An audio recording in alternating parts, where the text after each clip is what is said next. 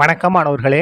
இந்த வீடியோவில் 10ஆம் வகுப்பு கணிதம் அத்தியாயம் 2 எண்களும் தொடர் வரிசைகளும் இதில் பயிற்சி 2ல் 7ல் 4வது கணக்கு பார்க்க போகிறோம். என்ன கொடுத்துருக்காங்க பாருங்க. x+6 x+12 மற்றும் x+15 என்பன ஒரு பெருக்கு தொடர் வரிசையின் தொடர்ச்சியான 3 உறுப்புகள் எனில் xின் மதிப்பை காண்க. பாருங்க, இந்த 3 உறுப்புகளும் பெருக்கு தொடர் வரிசையில் இருக்கக்கூடிய தொடர்ச்சியான உறுப்புகள். அப்போ நம்ம எதோட மதிப்பை கண்டுபிடிக்கணும்? எக்ஸோட மதிப்பை கண்டுபிடிக்கணும். இந்த இடத்துல இந்த முதல் உறுப்பை நம்ம என்ன செய்யலாம்? t1 எடுத்துக்கலாமா? t1 equal to x+6. ரெண்டாவது உறுப்பை நம்ம t2 எடுத்துக்கலாம், x+12. மூணாவது உறுப்பு t3 இருக்கா, அது வந்து x+15. இது பெருக்கு தொடர் வரிசைன்னு சொல்லிட்டாங்க. அப்போ எது சமமாக இருக்கும்? பொது விகிதம் சமமாக இருக்கும். அதாவது ரெண்டாவது உறுப்பிலிருந்து முதல் உறுப்பை வகுத்து வரக்கூடிய ஆன்சர் எதுக்கு சமமாக இருக்கும்? மூணாவது உறுப்பை ரெண்டாவது உறுப்பை கொண்டு வகுக்கிறது சமமாக இருக்கும். இங்கேயும் ஒரு ஆன்சர் வரும், இங்கேயும் ஒரு ஆன்சர் வரும். ரெண்டு ஆன்சர் எப்படி இருக்கும்? சமமாக இருக்கும். ஏன்னா இது பெருக்கு தொடர் வரிசை. அப்படியே மதிப்புகளை பிரதிடுங்க. t2ஓட மதிப்பு என்ன இருக்கு? x+12 பை t1ஓட மதிப்பு x+6 ஈக்குவல் டு t3ஓட மதிப்பு x+15 பை t2ஓட மதிப்பு x+12. சரியா? இது சுருக்கிட்டோம்னா நமக்கு தேவையான ஆன்சர் கிடைச்சிடும். எப்படி சுருக்கலாம் பாருங்க. இந்த x+12 அப்படியே இருக்கட்டும்.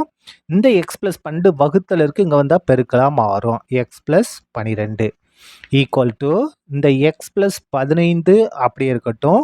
இந்த x+6 வகுத்தல் இருக்கு, இங்கே வந்தால் பெருக்கலாக மாறும். x+6 இது சுருக்கலாமா பாருங்க. முதல்ல இந்த எக்ஸை எடுத்துக்கிட்டு முழு பிராக்கெட். எக்ஸையும் பெருக்குனா x², எக்ஸையும் 12 பெருனா 12x. என்ன 12x? Plus 12x. இப்போ 12 கொண்டு பெருங்க. 12 எக்ஸையும் பெருக்குனா 12x ப்ளஸ் 12 பெருக்குனா 12 144 ஈக்குவல் டு அதே மாதிரி தான்.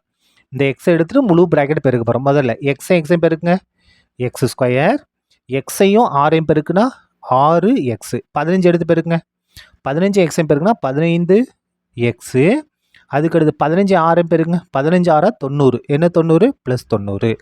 இப்போ பாருங்க, இப்போ என்ன செய்யணும்னா எக்ஸ்லாம் ஒரு பக்கம், நம்பரில் ஒரு பக்கம் கொண்டு போங்க, நமக்கு ஈஸியாக ஆன்சர் வந்துடும். பாருங்க, இந்த இடத்துல x² ப்ளஸ் இது சுருக்கிலாமா பாருங்க.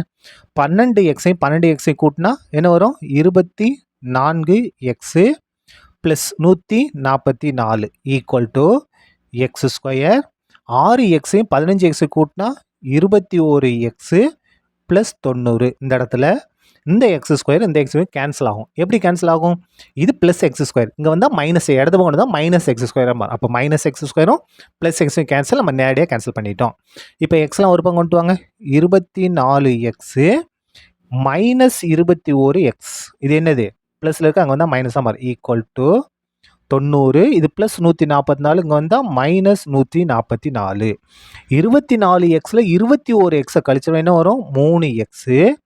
இந்த இடத்துல பாருங்க, 90 மைனஸ் 144 வேற வேற குறி இல்லையா? அப்போ கழிக்கணும். எதுலேருந்து எதை கழிக்கணும்? 144 90 கழிச்சா 54. என்ன 54? பெரிய நம்பருக்கு மைனஸ், அதனால மைனஸ் 54. நமக்கு எக்ஸா வேணும். X equal to minus 54. இந்த 3 இங்கே வந்தால் வகுத்தலாம் மாறும். கேன்சல் பண்ணுங்க. 1 3 3, 5ல் ஒரே ஒரு 3 தான், மிச்சம் 2 இங்கே வந்துச்சுன்னா 24 மாறும். 8 3 24. அப்போ நமக்கு தேவையான எக்ஸோட மதிப்பு 18. மைனஸ் கேன்சல் ஆகலை, மைனஸ் 18. சரியா? அவ்வளோதான். இந்த கணக்கு முடிந்தது. நன்றி.